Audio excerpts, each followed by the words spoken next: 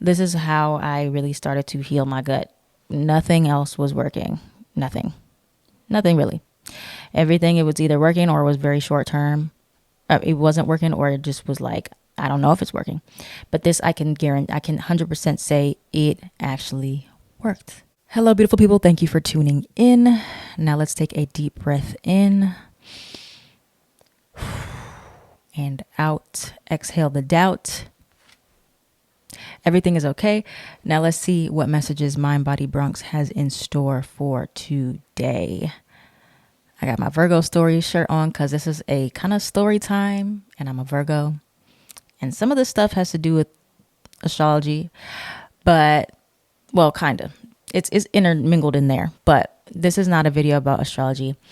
This is a video about health, mental health, physical health, gut health. And this is something that I have been wanting to record for a while, but I just felt like this was like the most appropriate time to do it.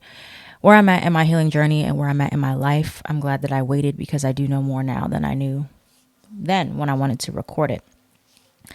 So thank you all for responding to my tweets and saying you were interested in this kind of video.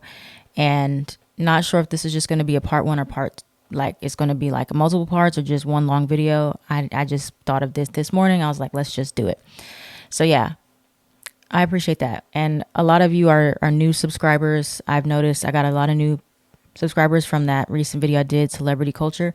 So thank you. My channel is kind of changing and morphing away from just tarot into like more mindset, spirituality, health, other types of realms. So I appreciate y'all transitioning with me because I changed my name from Tarot by Bronx to Mindbody Bronx. And I will explain why more in this video. So that was just a brief little, I'm going to keep my ting brief, because we want to get into it. So, how mental health impacts your physical health, and how I healed my gut issues and other physical symptoms by healing my mental health. So first thing I want to say is healing is a process. Healing is an ongoing process. Like once you heal one area of your life or one thing, there's other things that will pop up, or, even if you feel like you healed, it can always come back up and resurface and you're like, oh, I thought I healed this. But that's just kind of how healing looks. So don't think that just because it's not perfect or just because you're not 100% every day doesn't mean that you're not healing, because you are. So, if you see me looking off to the side, I have my notes here that I use for my reference points. But what I'm sharing with you guys today, you're probably not going to hear this from any traditional doctors, unless they're familiar with like holistic healing, or they know other types of like somatic practices, or they're like intertwined with like therapy and psychological things. You may not discover this anywhere. This is something that I had to go through the process. I had to do a lot of research. I had to do a lot of trial and error so that now I can share this information with you all, and you won't have to worry about going through all the extra steps, because there was a lot of unnecessary steps that I didn't know I was taking, spending a lot of money, getting a lot of tests done, and I really didn't need all that. So first, let me make sure my microphone is turned up the way I need it to be.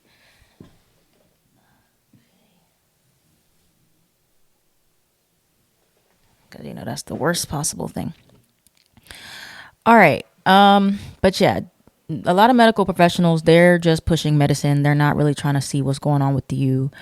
And any other way, sometimes they're closed-minded. This is no offense to like the medical professionals, but yeah, doctors aren't really all the most helpful. So hopefully with Pluto and Aquarius, things will get better with that. But yeah, so this is how I got into the mind-body approach. And that's why I changed my name to Mindbody Bronx, because this is something that I was adopting, this new identity of like, I want to live my life with this. So before I tell you about the mind-body approach, let me first tell you about, before I even tell you about anything, let me give you a disclaimer. I am not a doctor. I am not a trained professional. I am not a therapist. I am just a spiritual mentor, a coach, a guide, a vessel. Like, this is what I've learned. This is what I've researched. This is what works for me. So, get everything ruled out by your doctors first before you just get off medicines and stop taking things. You don't want to do things cold turkey. If you're already on medicine. So just keep that in mind. Just take it with a grain of salt. Just listen to the suggestions. You don't have to do anything. But yeah, just wanted to throw that out there. You want to get everything ruled out. Make sure it's nothing serious going on with you first before you assume it may be something other than a physical issue. So mind body syndrome. Let me give you a brief description about it.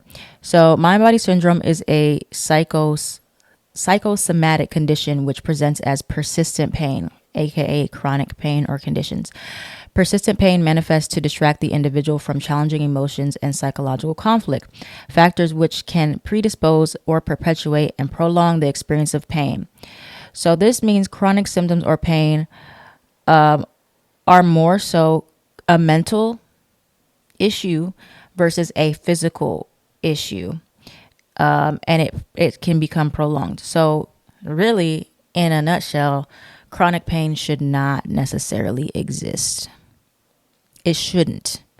But because there are certain things going on with why, and you can look up more about this. Dr. Sarno is who created the term mind-body syndrome. It's also called tension myositis syndrome. I might have mispronounced that, but you can find it online. You can do research. And he has the theory that, pain is created in the brain. Pain the brain sends signals to the body like something's wrong. We're hurting. There's a threat. There's perceived danger, symptoms. And there's a lot of symptoms that can come into play, especially if you have like anxiety. You may be familiar with a lot of anxiety symptoms. This can be heart palpitations. This could be dizziness. This can be nausea. And a lot of these symptoms are not really a physical issue where there's something wrong with your body, but the mind is creating and sending these signals to the body saying, hey, we're in danger. We need to send out these signals so we can protect ourselves from whatever's happening. And so it's saying that at some point your brain starts to get overstimulated. And this can be by suppressed emotions, anger, living in survival mode, living with prolonged anxiety. And now your body's become very, very, very sensitive to the signals that your brain is sending out that says, oh, this is dangerous. Oh, we gotta, we have to always be on high alert. And so then it goes from these emotions and these external triggers. Those are things that bother you. But now the symptoms in themselves are causing you panic and issues because now you have two problems. So not only was it like the external stuff going on, now it's like internal stuff going on. And you think, okay, it's like a cycle. It's like, the stress creates the symptoms, and then the symptoms create fear. And then there's fear about the symptoms. And then it's just like in a whole circle. So that's really what the mind-body syndrome suggests, is that a lot of times you may think that there's something wrong with your body when it's really not your body that is creating the problem. It is something going on with your brain and how it is perceiving these threats that are not actually threats. Okay.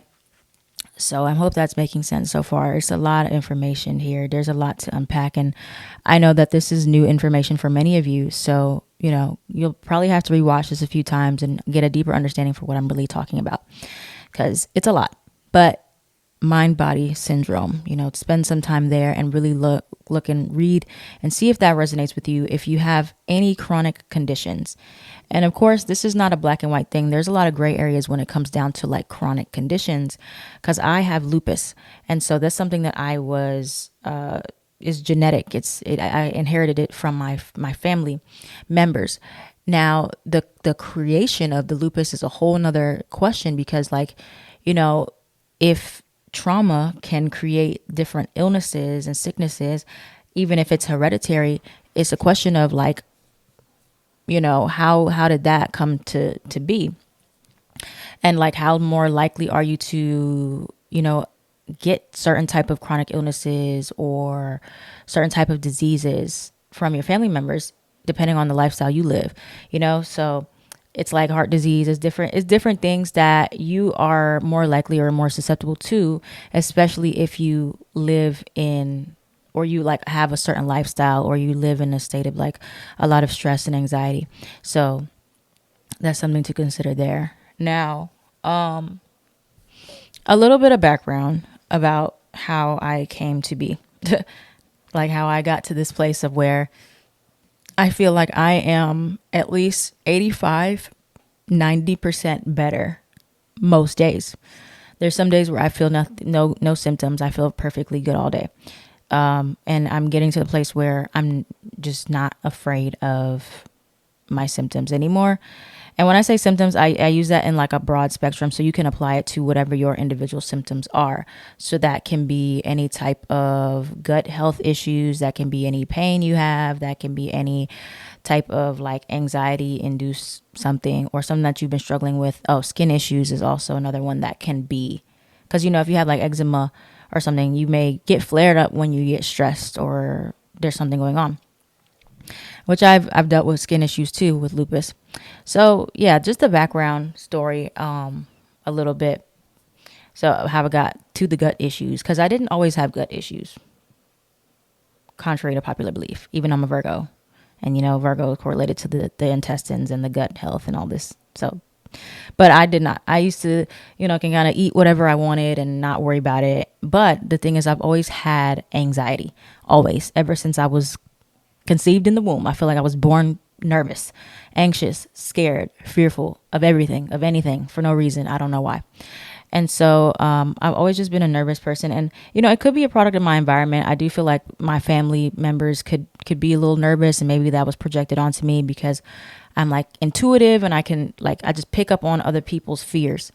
And so I've always been that way, and I've always just felt like that's just how I am. I'm just a nervous person. I'm just a fearful person. I'm just, got these issues. And so I always was afraid of fear itself, but I also was a very health anxious. Like any little thing, I was always scared of getting sick. I was scared of just the most random diseases, like fears of going blind and fears of, getting food poisoning. Like I did always have the fears surrounding food and getting sick from food.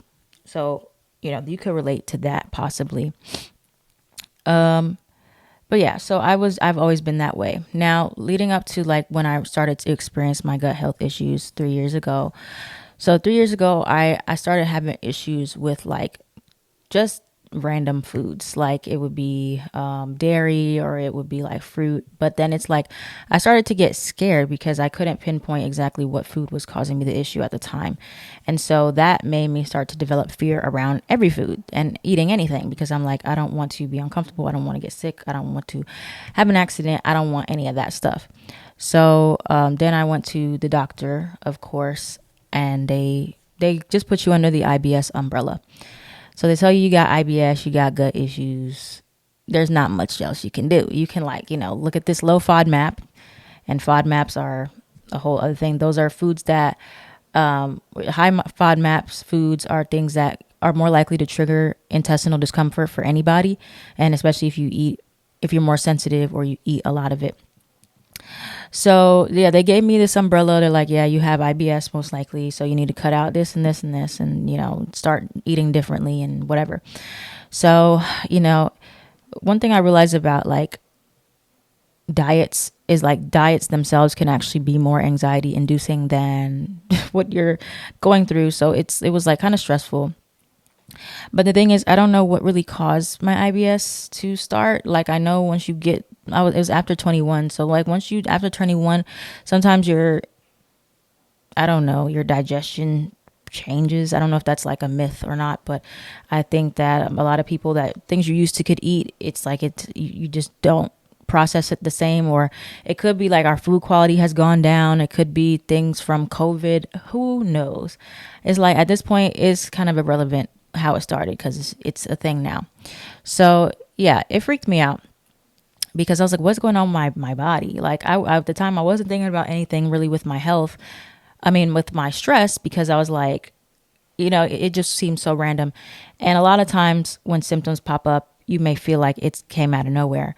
But if you really do some deeper digging and deeper diving, you reflect, you may find some correlations as to how you were feeling mentally at that time or emotionally that can show you what was going on. But nonetheless, you don't need to worry and dive deep into the past about why things happened and how they came to be. that much. It can help a little bit, but you don't want to get like obsessive or stressed about it either. Okay. So then that was a thing. And then eventually I just had so much fear around eating. So then that's when I started to get more anxiety around it, and I didn't know which foods were bothering me, and it just seemed like more and more foods were just bothering me. Like at some point it didn't matter what I ate. It was just everything. So this was a 3-year long process from like 2021 to 2023. And then it just got to the point where I just started cutting out foods and cutting out things and like trying to keep a food journal and food diary and see like what, like I never really found like a real correlation to anything that was really messing with me gut wise. And so I just was trying to cut out things, and I was following the diet, a FODMAP diet. I tried like gluten free for a little bit, dairy free. I'm still kind of dairy free. I don't eat dairy too much still.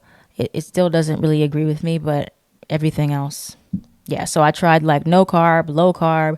I tried keto, just so many different things. I took a test for SIBO back in April of last year. And with those tests, it's basically like an exacerbated form of IBS where you just have more issues there. And the interesting thing about the SIBO, which I'll get into when, more in a moment, it's like I thought that the foods themselves were causing me issues because of the SIBO. But now it's like the other way around. The SIBO was caused because of the issues that I had with fear of eating. It was caused by my digestion just not working how it was supposed to work, because I was just in such a state of panic. I wasn't eating enough. I wasn't eating enough vitamins. I was just under eating, and that causes gut issues as well. So it's like I'm thinking that it's the gut issues because of the food, and it's like, no, it's the way the food is processing and the fear that's causing it to not process correctly and digest correctly that is causing the issue. So you see, it's just like it's just a loop. It's just a loop. So, and I'll give you more context about why this is. So last year, September 6th, that was the day before my birthday.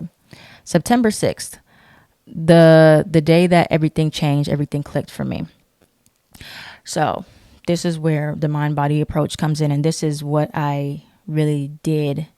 I hope you all are still here. I know the story is kind of long, but it all makes sense and ties together. This is how I really started to heal my gut. Nothing else was working. Nothing really. Everything, it was either working or it was very short term. It wasn't working, or it just was like, I don't know if it's working. But this, I can guarantee, I can 100% say it actually worked. And I saw that it was working. So yeah, the day September 6th before my birthday, I have been approaching my digestive issues from a physical perspective the whole time. So what I mean by that is like always focusing on the symptoms, like whether it's bloating, whether it's constipation, whether it's diarrhea, whether it's whatever. I'm focusing on the physical symptoms, trying to pinpoint every physical symptom, treat the physical symptoms, like taking Pepto-Bismol all the time. Other types of things people take, heartburn medication, or these different types of pills, and trying to like heal the SIBO and all these things. So I was trying to pinpoint every individual symptom. And there's a pivotal moment in everybody's journey, especially with gut issues, that it's no longer a physical issue. It's not about the food anymore. It could have been like maybe there's like certain ingredient or certain enzymes you were lacking with food, and it was like that in the beginning. But then eventually there's a point where you get to where you now have a mental component that is keeping your symptoms alive and keeping them exacerbated and keeping them more heightened. Your brain is like on high alert for every single thing you eat to cause you an issue now. And so that is where I got to. And so I didn't know that. I know that now in hindsight. Everything makes sense in hindsight, but it was more mental at that point. So this is why IBS is so hard to treat for everybody. That's why like nobody has an answer. All the doctors is like, you can try this. You might have to live with it, XYZ, because they are missing this mental component. Some doctors do get it. Some doctors will say, oh, maybe you should try some anxiety medication. And I've heard that for some people it really works well. But if you're still not, it's still not clicking to you that it is actually a mental issue, as far as why you're having so many symptoms, or why your symptoms are still like so strong and chronic. If it's like every single thing you eat, especially that you're like, it caused you issue, or you have a lot of fear around eating, then I guarantee you it's probably something like a mental process that you're struggling with now.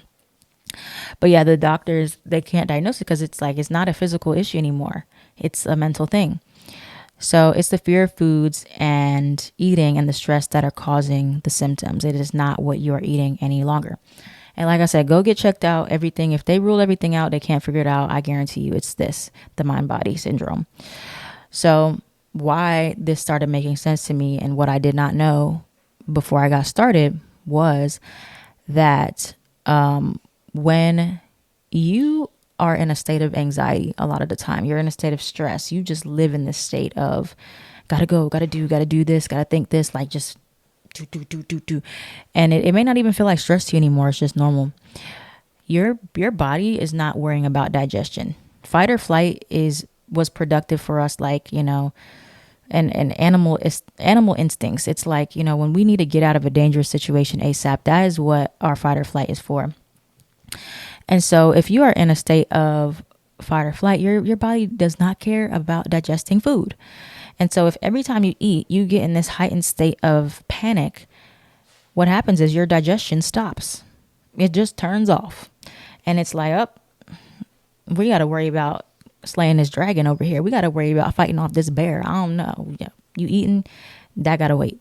And so what happens with slow digestion, that causes those other issues like SIBO, which is small intestinal bacterial overgrowth. I didn't even explain it. But SIBO, it causes these issues. It causes more IBS symptoms because your food is not digesting properly. And so the process of it is being disrupted. And so with that causes the bloating, that causes constipation, that causes diarrhea, it causes abdominal pain and discomfort, gas, whatever, bloating with anything you eat, because your food, it is just like sending these signals like, we can't do this right now. This is dangerous. And so it's like you become afraid of eating, and then the fear itself stops the digestion and then creates these symptoms. So because I was so afraid, I was like, wow, that really makes sense why it seemed like every time I even start chewing, something feels off. Like that's a mental component. So, the stress hormones, it stops the digestion, it slows the digestion, and it's not working as it should. It's not working properly. So then at that point, you have more problems. And so you're thinking, oh, it's the food. At some point, it's not the food anymore. It's not. It may be a certain food group or a food, like you could get allergy tests. It could be the dairy, or it could be too much, but it's not every single food. If it's happening every time you eat, it is not about the food. It is about how your body is digesting the food. And if there's fear around it, then it's not digesting properly.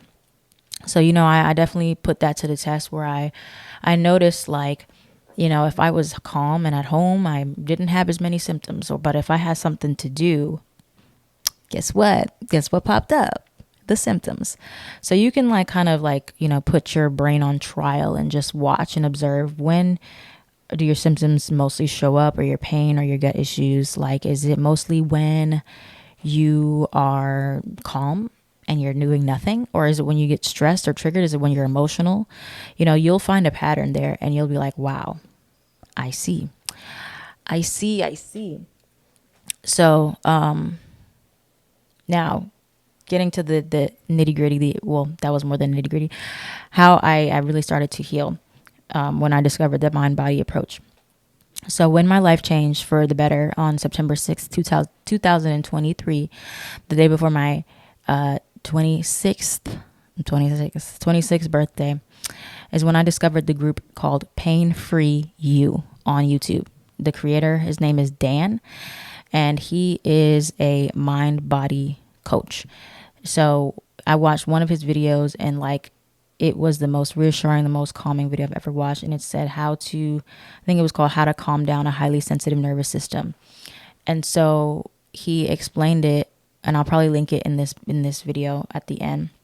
He explained it as the symptoms you have and you're experiencing, the chronic symptoms, and he listed mine, the gut issues, have to do with your nervous system being highly sensitive. And he was like, there's nothing wrong with you. You are not broken.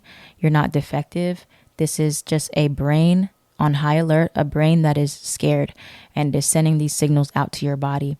And that is what happens, or what tends to happen with chronic issues, is like your body can remember different like pain signals. And so then it's like every time you pay attention or you're afraid of them, it just, they pop up. And so your brain can quite absolutely create symptoms. So the feelings you have in your body are real. The symptoms that are created are real. The pain, the swelling, the skin condition, like you can see physically the evidence. The symptoms are real. The difference is it's not your body. It's not something wrong with your body. It's something that your brain is perceiving there's danger from a highly sensitive nervous system, or the fear, and it's continuing to send out these signals like that there's something wrong with the body. But it's not. It's not. So,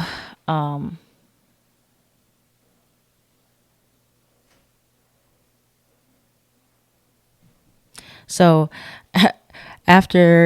sorry about that. So literally after I discovered that there's like it was just so reassuring, because, when it's like, it's reassuring, but it also kind of is like, it's funny how it's ironic, because it's like when you go to the doctor and they're telling you like there's nothing wrong with you, you feel very discouraged, right? You feel very disappointed, because you're like, I want them to find something so I can just get better.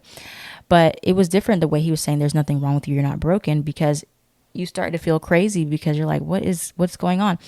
But it's not that like there's nothing wrong with you physically.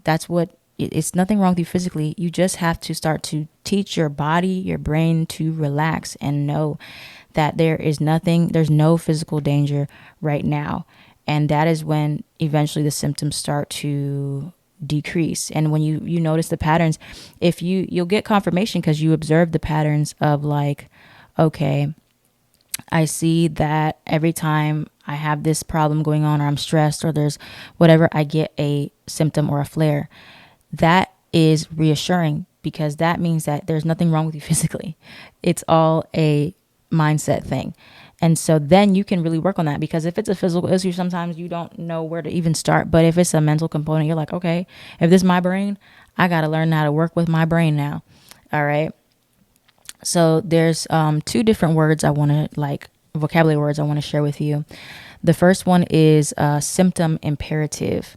So symptom imperative is Dr. Sarno, he teaches this. So your symptoms can change as you heal. And I want to also add in that I have OCD, and a lot of my OCD was health related, obsessing about my health.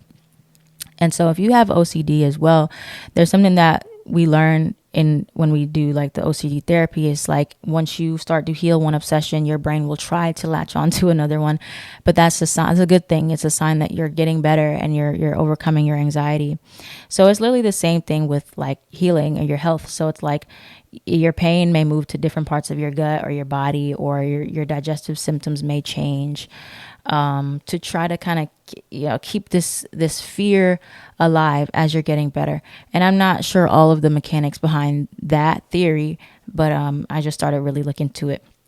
But I thought that was really interesting, because I was like, yeah, because I'm like, I feel like I'm getting better, but like your symptoms may kind of go up before they go down. And that happened to me at first when I was like really getting into it. But yeah, the Finding Dan's videos really changed my life. It changed my dynamic. It changed my perspective. I binge watched a whole bunch of them and remained calm. And, especially when eating, like when digestive symptoms may come up and I'd be afraid of, having a flare up or a bad day, or like, you just put the label on it, like, oh, it's going to be like this, whatever storyline you have. And all that is changed. Like, I'm really not afraid to eat like I was. And so now I'll kind of go over to close out the video, what worked for me and what did not work.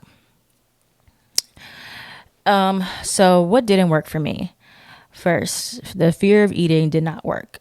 The more I feared foods like that was not helpful. Intense diets and restricting my diet did not work at all for me with gut issues. You'll see so many different people saying, "Oh, try this diet," or "You got to go vegan," or "You got to cut meat," or "You got to be carnivore," or "You got to do this," or "You got to do that."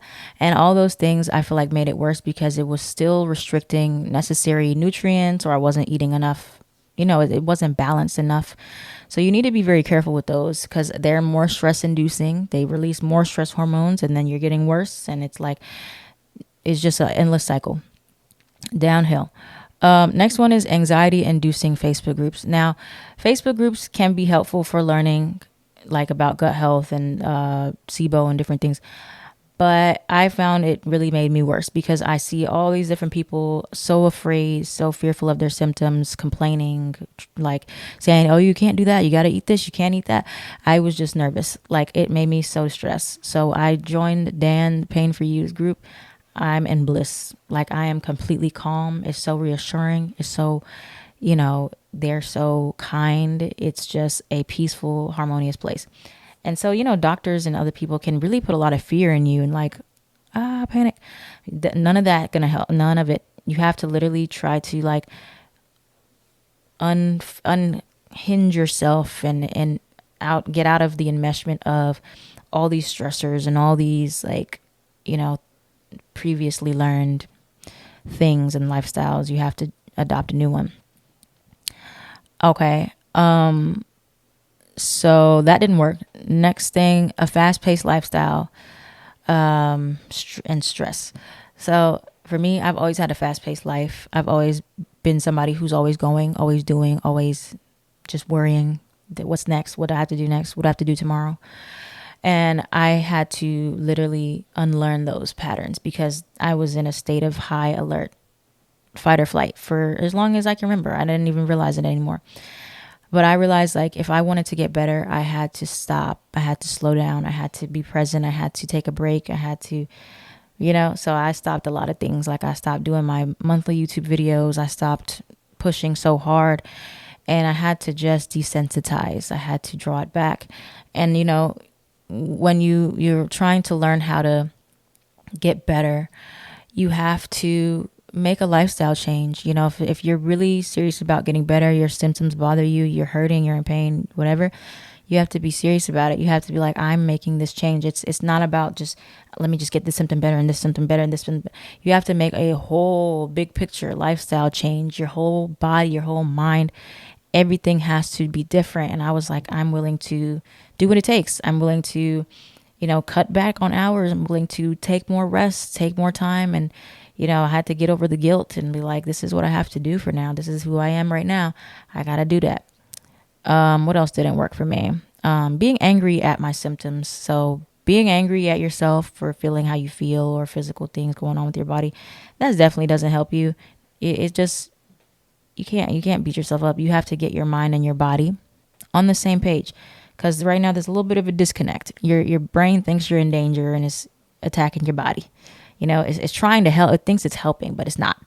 So teaching your brain that there's nothing wrong with your body and you're safe and everything's okay, and calming down and not getting so frustrated or angry at your symptoms will start to help you. Next, the pills and the medications. I was trying different like pills that were supposed to help with like digestion. Like they have like certain peppermint oil pills or different like supplements and all these different things. I didn't even try all of them. I just bought a whole bunch of stuff. And I didn't notice a difference really, whether my symptoms were there or not. It didn't do anything for me. Maybe I thought it did, or I tried to convince myself, but I was like, no, I didn't. It didn't really help, or it didn't help or harm me. So there's that. And then getting endless tests and doctors opinions and acupuncture. So, doctors will just continue to treat the label and treat what they think is wrong with you, even though it may not be even that's wrong with you. They'll just give you different medicines and say, oh, go to this doctor. More anxiety, more stress, more complications.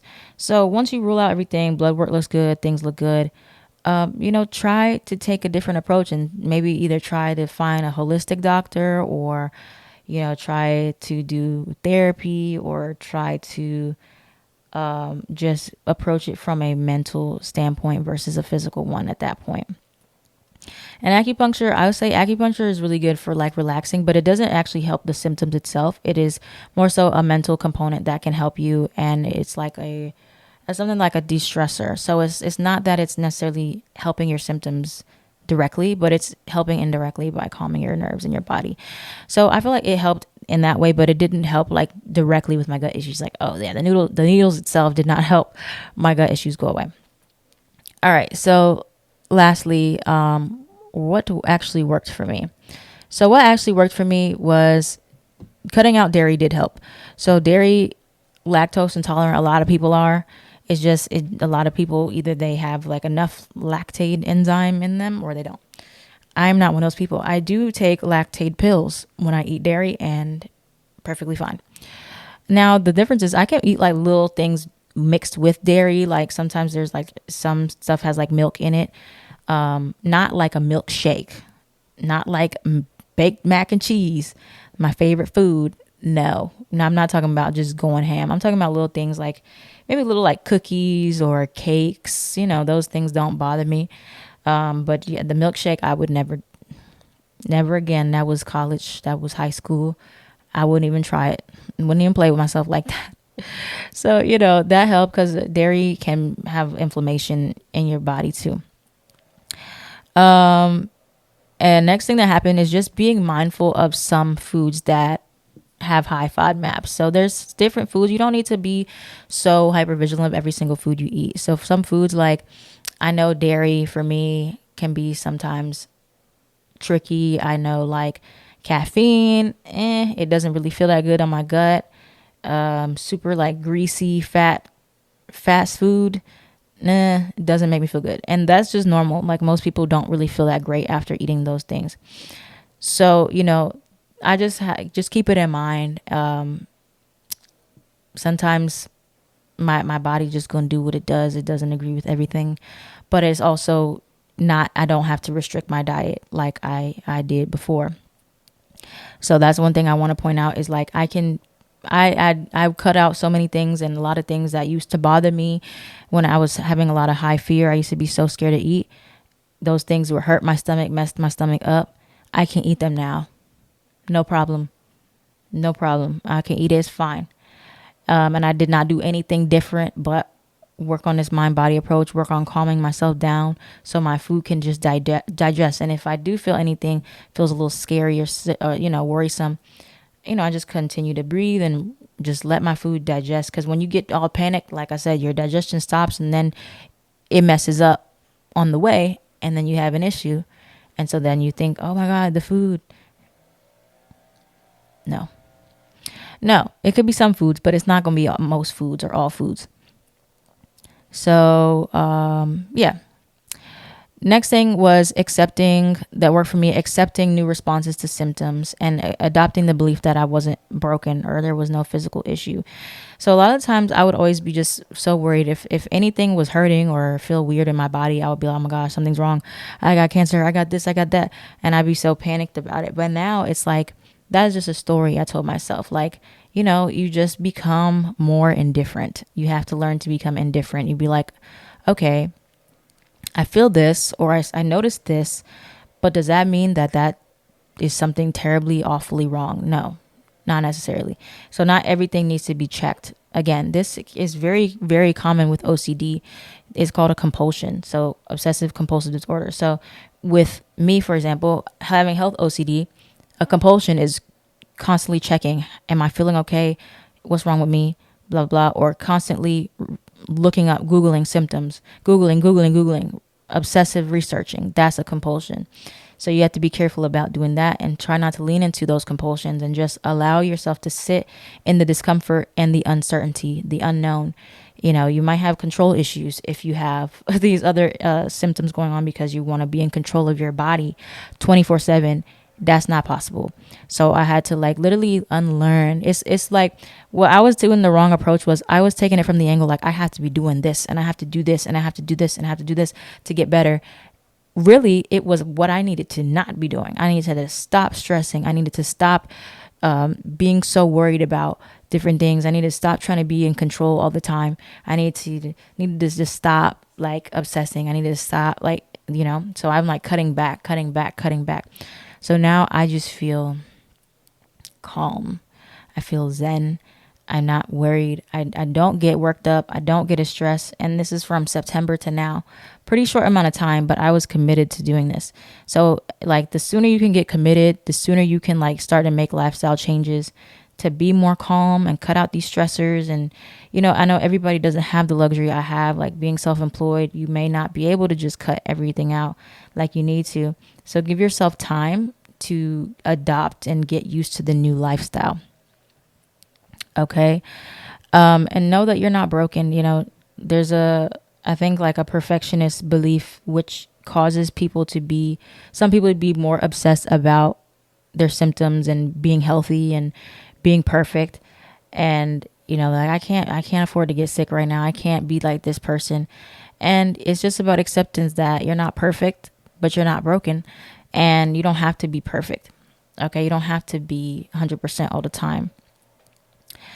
And so I keep saying the last thing, second last thing is looking at your symptoms as some emotions that want attention and some unmet needs that you have.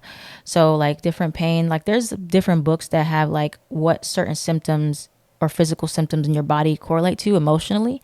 So start to get curious about that and start to see, okay, if I got this back pain or this stomach pain or these stomach issues, what mood am I usually in? Like, am I mostly angry? Am I mostly sad? Am I mostly, anxious? Like different things can correlate, and see what your body needs. And so your body wants, your mind wants to heal. Or your body wants to heal, whichever one. But your mind is hyper active, hyper sensitive. And it's just hypersensitive to different things that it perceives as dangerous and threats. And, certain normal activities are not threatening. Eating it should not be threatening. It should not be scary. And so that's what your brain is like, oh my gosh, eating is scary because we feel like this and this and this. But it's not. You have to teach yourself that certain things that you do, normal things, are not scary. And I used to think everything was scary, but now I'm learning everything is not scary. It's just my brain is perceiving it as scary because that's the storyline that I've told to it. So you have to talk to your brain. Really interesting, kind of mentally messes with you a little bit. You're like, but then you get it. But yeah, remain calm. And something that Dan always says in the group is nobody ever got better by freaking out. So the more you stress about things, the more you're scared about your symptoms, you won't get better by freaking out. You won't get better by being scared. And stop focusing on the individual symptoms and just focus on the bigger picture of your lifestyle. Focus on your mindsets behind your health and who you are, and focus on being more calm, feeling more safe, feeling more secure right now, and not being so scared. If you can focus on the fear and the anxiety, the symptoms themselves are going to start to take care of themselves. Okay. That's just how, I don't know. It's like magic to me. I don't know how it worked. I was like, we're just going to do that and see. And so when I started working from the inside out, my symptoms just one by one started to go away. I could eat more food. I wasn't scared anymore. So I'm going to end this video now because they're doing some work outside and I can hear it's very distracting. But thank you guys for watching. If you got through this whole video, I hope that it resonated. I hope that it gave you a new perspective. I hope that it could be calming, reassuring, healing to you to start working on your gut health or whatever symptoms you have. This stuff worked for me. Nothing I did physically worked, or it didn't work long term. But when I started to do mental work, that's when I got better. And I'm still in the process of getting better. I'm not like just, I'm free, yay. It can come back anytime, and I have to it's just that I'm adopting this new mindsets and these new processes where if I do experience symptoms or something happens, I don't look at it the same. I don't panic the same. I don't freak out the same. So that's where you want to get to, is where you can be present with your symptoms, accept where you are, and you're not freaking out. So thank you guys for watching. Let me know what you think. If you have more questions about this, please reach out to me on Patreon or comment below if you want to talk more. But I am Mind Body Bronx on everything.